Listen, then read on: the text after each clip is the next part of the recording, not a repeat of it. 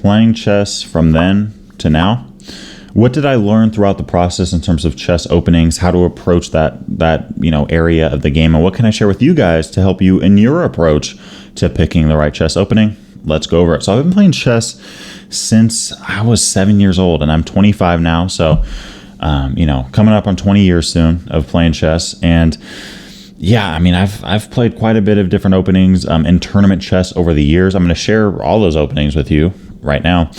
And I learned a lot of things throughout the process and some lessons along the way. Let's just jump right into it. When I first started playing, I actually went with E4. Okay, and I actually stuck with E4 pretty much my whole career up until I played the Hippo a couple years ago. Okay, so I was an E4 player all the way.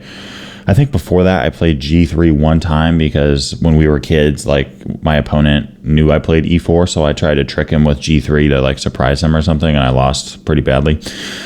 But yeah, E4 is what I played every single other game of chess in a tournament ever. Okay, so I played E4 all the time. What did I play against E5? Well, I started out with the Scotch Gambit. The Scotch Gambit and the Giuoco Piano. I think my first opening was actually the Giuoco Piano, going with Bishop C4. Right, whole idea being if Bishop C5, we play C3. We look to support this D4 push. This is a great opening option, by the way, for you beginner players or those of you that are, have students or one of your kids is getting into the game. Giuoco Piano is just a great way to play it, right? Bring that bishop out. If they copy, support D4, right? Next move, make that move happen. If they take, you take back. This is just classical chess, right? We're just developing our pieces. Obviously, here I have a lot of moves, we castle from this point. We can bring our rook to E1, bring our rook to C1 to that semi-open and that open file.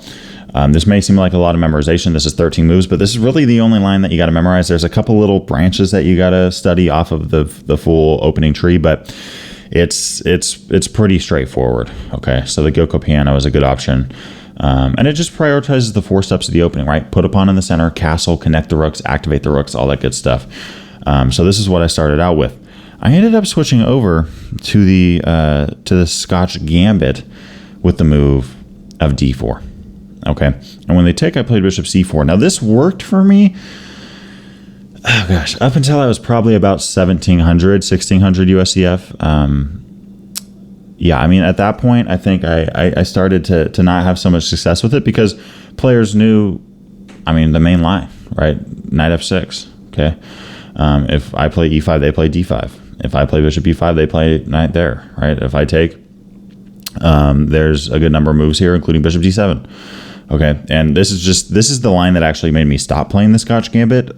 Since then, I've studied it a little bit more, and I've kind of found some different ideas that aren't so mainstream. I'll leave a link to my Scotch Gambit video down below so you can see some of those lines. But yeah, I just had a hard time in this opening, and I remember I was probably around 1800, maybe higher. I can't quite remember. I could have been 2000, somewhere around there. And my opponent was 1400, and he beat me. So I lost to a 1400 in a tournament, and that's kind of when I went, and it was this exact line. I went, I think it's time to move on to something else. Okay, but the Scotch Gambit is a ton of fun up until you're about 1600, maybe a little bit more 1800. That's when it starts to not work as much. But it's not one of those cheapo openings where we're just trying to win fast, and if we don't, we're dead lost. It's just, this is a hard position to play with as white. That's all it is. Okay, but what are some examples of great lines for white? Well, Bishop E7. We play C3. This is a common idea in the Scotch Gambit, right? Where we just offer up another pawn. In this case, we can play Queen D5, potentially. And my shortest game ever was my opponent playing D6, and then I took a check, and that was it. Okay. If white plays Knight H6, which is really the only move that helps them survive in a good way, then we take that knight. And if they castle, it's debatable. You can either take this pawn, right, and then take on C3, or you could, you take on C3 with the knight and just allow your bishop to fall. You could also play Bishop C1, but I don't recommend this because of Knight B4, and there's some issues that we got to work through here. All right, so the Scotch Gambit, very fun line, a lot of trapping moves, a lot of activity. We're often playing, C3, Queen B3, sometimes Bishop A3, and just going after that king side like there's no tomorrow. But what I ended up switching back to was actually bishop c4. Okay, at a certain point, I ended up going back to bishop c4 when I was around the 2100 level, 2000 level.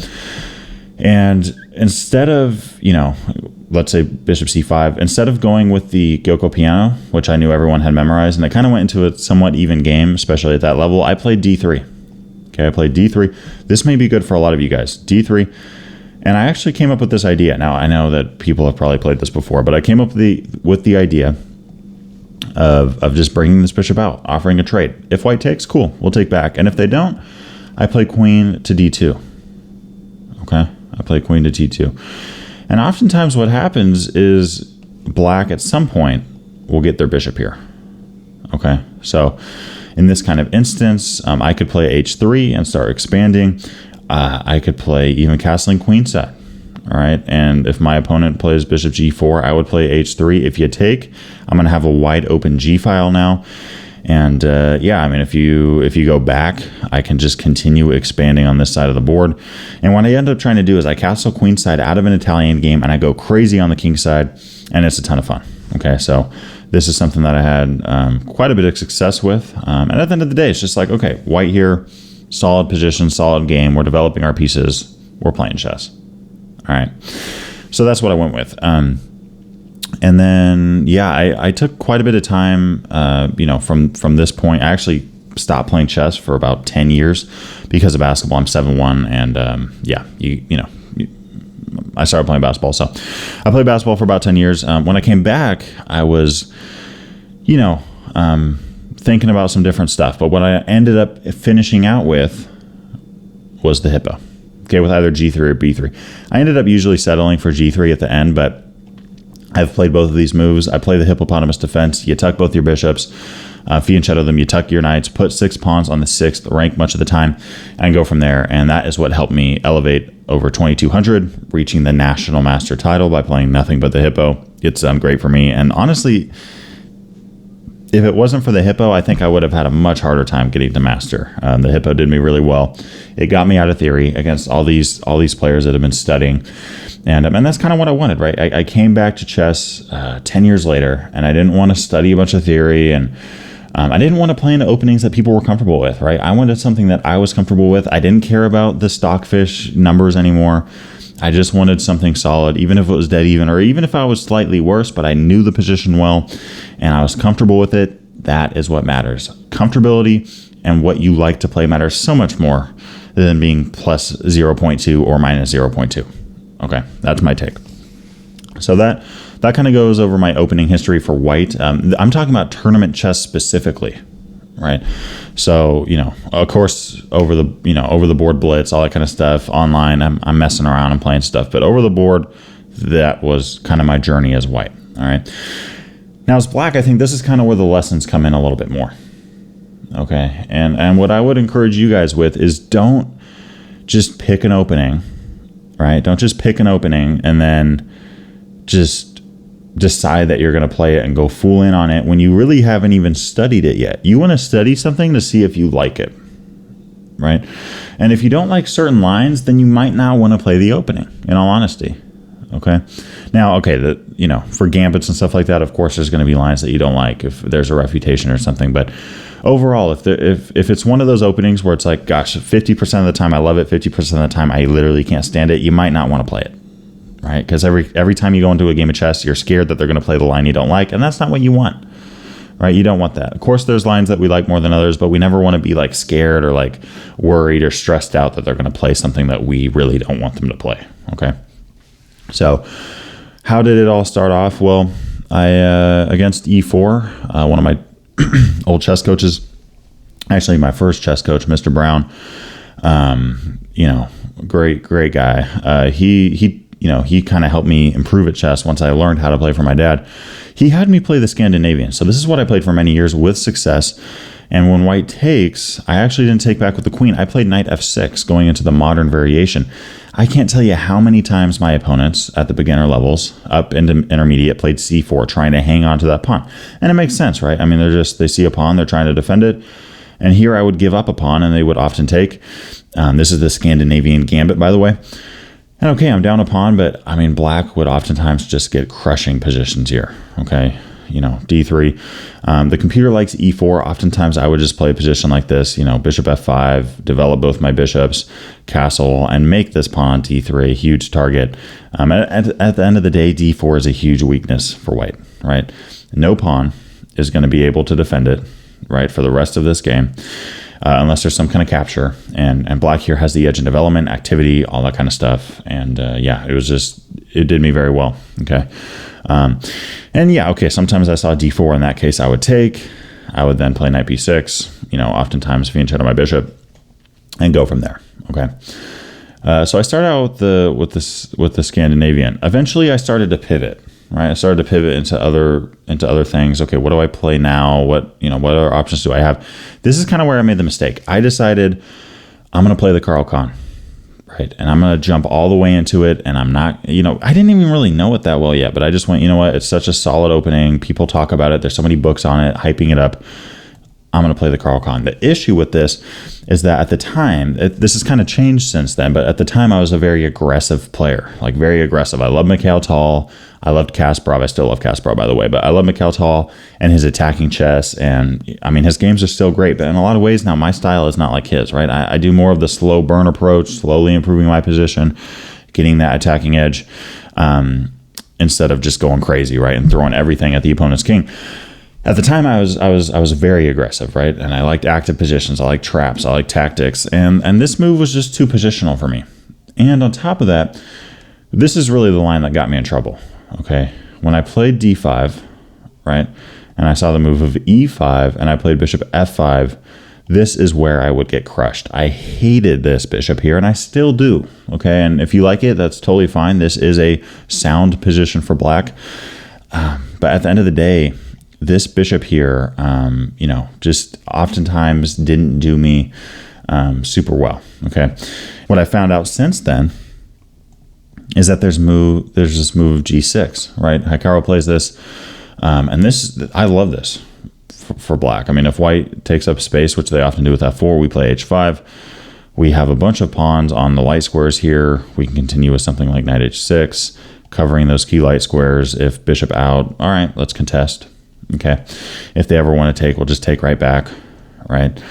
Play a move like e6, very solid pawn structure. We're going to look to prepare a c5 push, putting pressure on d4 and, you know, h4 ideas at some point as well. And a great game, okay?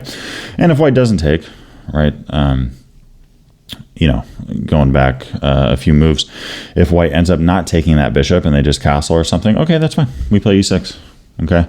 If the bishop runs away not winning a trade or something, we're just going to keep improving, right? We're just going to keep improving, right? We're going to keep putting on the pressure. Knight g4 here, attacking that bishop. No pawns can defend it, right? Queen d2, we can get rid of that bishop, in fact, and just keep improving here. So, you know, in openings, remember this as well. If you don't like a certain line in the Caro-Kann or a certain line in the Sicilian, that's okay. That doesn't mean you need to throw it out completely necessarily. There's always going to be different options within that oftentimes will be good, okay? So that's something to think about as well. But again, the moral of the story, play something that fits with your playing style and play something that you like, right? That's what matters. It doesn't matter what everyone else plays. You don't got to play something super popular, right? That's what I've learned over the years. I started playing the Hippopotamus Defense, and my rating skyrocketed with it, right? I gained over 100 points with it. I played 42 games in the last year. I lost 4 of them. So, you know, 38 out of 42 games, I did not walk away with a loss. And that's something that's never happened to me before, right? I was having multiple tournaments where I was not losing a game, and I don't even know if I ever had a tournament before playing the Hippo where I never lost a game. I mean, of course, when I'm a kid playing in Scholastics and stuff, but I'm talking about, you know, big tournaments, Vegas, LA, all that kind of stuff. I mean, I almost always had a loss, right? So the Hippo did very well for me. You don't need to play something main line. Now, if you do, that's perfect. That's great, right? There's nothing wrong with that. Just know that your opponent might know the preparation. The most important thing in that instance is that you're comfortable with the positions you're getting. You gotta like what you play. That's what matters, not what everyone else says. And okay, I mean, you know, when I was playing the Hippo with G6, right? I mean, it's tough, right? Because if you lose, everyone's like, dang, like your opponent played the Hippo. I wish I played someone that played the Hippo. You know, like, by the way, quick story. I'm kind of on a rant here, but I was with a bunch of kids, Okay, playing in a tournament, playing against a kid. The kid was like 9 years old. I played the hippo. He crushed me because I didn't know the theory at that time. And then him and all his friends were like jumping in a little circle, like, oh my gosh, yay! Like you just beat him. And keep in mind, I'm like 3 times their height, and yeah, they were just going off on my hippo. So, you know, it is tough when you play a weird opening and everyone's like, oh my gosh, why'd you play that? But at the end of the day, who cares, right? Play something you like. I'm a big fan of offbeat openings because it takes your opponent by surprise and you're going to be the one more comfortable in that type of game, okay? What did I settle with before going to the hippo, right? Because I didn't just go from the Caro to the hippo. What did I go to? I played the Sicilian Defense, and I actually went with the Najdorf Sicilian. I played this for many years with good success. This is one of my favorite openings to this day.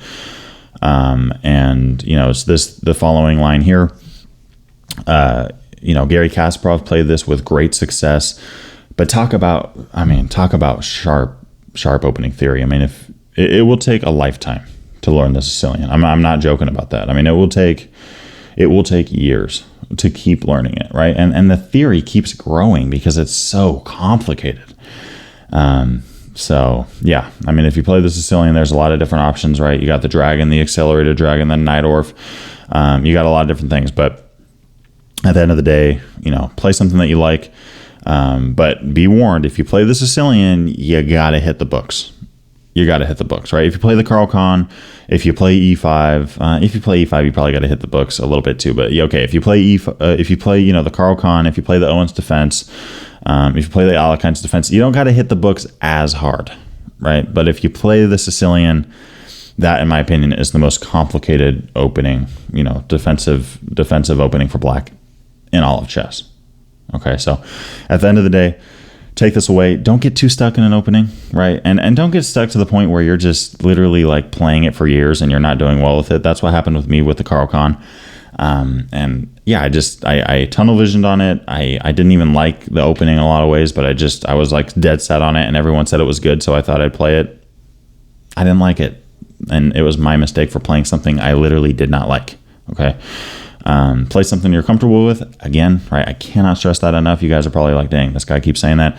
But I think that's way more important than, you know, the current best opening or what did Magnus Carlsen... Guys, who cares? I mean, look, Magnus Carlsen's great, but who cares what was played in the World Championship match for us that are not at the 2,800 ELO level or 3,000 USCF, right? It's just... You know, just because they're playing the Roy Lopez in World Championship matches doesn't mean that we need to. It doesn't, right? To be successful with your chess goals, you don't have to play what Magnus Carlsen is playing. You need to play what you like. And that's what I did with the Hippopotamus Defense, right? I played the Hippo. I loved it. I got better at it every single game, win, loss, or draw. I gained understanding, right? Oh, well, that didn't go so well. I'm not going to do that again. And I wouldn't, right? Or that worked really well. Let me try that, right? Or, okay, that's an interesting position. I'm not really sure what to do with that. Let's plug it into Stockfish, right? Play something that you can consistently get and continue growing in your skills. That's what's going to help you as a chess player in terms of chess opening theory. Thanks for watching today's video. If you enjoyed it, make sure to subscribe to this channel as well as hit that notification bell so that you don't miss out on anything coming your way. On top of that, I wanted to give a big shout out to my Patreon supporters for the month of October in 2023. We have some recently added benefits, and I would love for y'all to join the team. I'll see y'all in the next one.